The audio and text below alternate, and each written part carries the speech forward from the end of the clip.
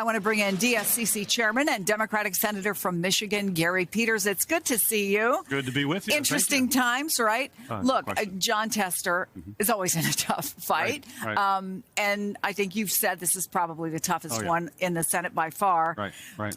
Does this impact your calculus at all, having abortion on the ballot? Does it help or hurt? It helps. There's no question about it, particularly when you look at the contrast between the candidates. And that's what these Senate races are all about, is candidate quality on both sides and where they stand on the issues.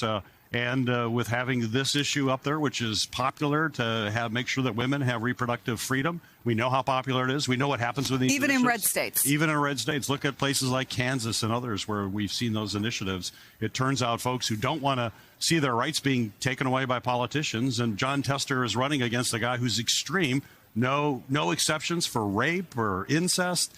That's not where the vast majority of the American people are. I also want to bring up that map again, if I can, because abortion will also be on the ballot in a number of key swing states. Nevada, right, where Jackie Rosen is in a very tough fight. Arizona, Ruben Gallego is facing off against Kari Lake, although he's probably got an easier time than Jackie Rosen does. We've seen it galvanize voters every single time it's been on the ballot. But how do you translate it in this very specific world of Senate Democrats in red states?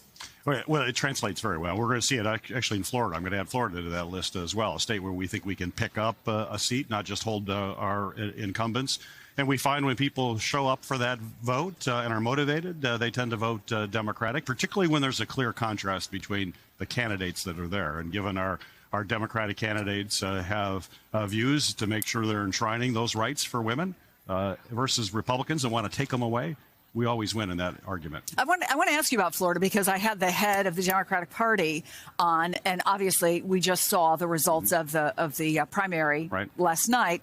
Debbie Murkowski-Powell is up against Rick Scott. He won somewhere in the high 80s in his primary. You think that there's a good shot there? Oh, I do. Yeah, I do. Why? Well, when you look at his previous elections, he has never, this is even when he's had a tailwind, he has never won by more than 1.2%, just a little over 1%. Those are not commanding victories in a general election.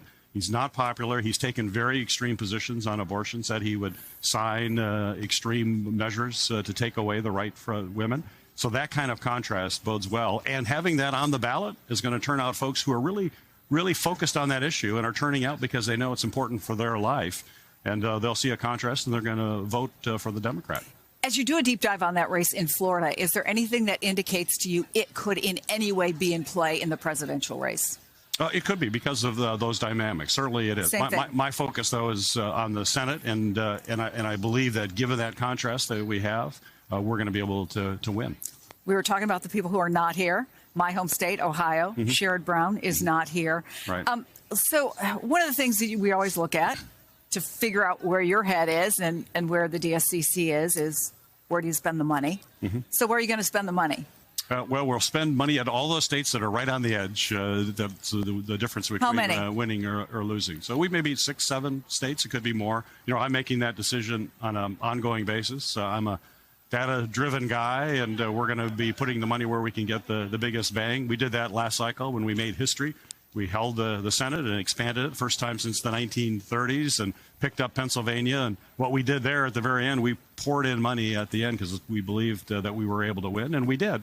Those same kind of decisions are going to be made this cycle. The same playbook we used to win last cycle, we're going to use to win again this cycle. Do you have any doubt you're going to have the money you need to be competitive in all those states? Well, we're getting the resources, and right now the enthusiasm. What the enthusiasm we're seeing here at the convention is also translating to folks all across the country in terms of volunteers, but in terms of fundraising as well. But we have to keep doing it, and that's why I have defendthesenate.org, which is our site that people go to who understand that as we elect Kamala Harris, the next president of the United States, she has to have a Democratic majority to actually move her agenda forward, and that's why people are engaging in our Senate races. But clearly, we need those resources in order to win. Senator Gary Peters, it's good of you to come in. Thank you so much.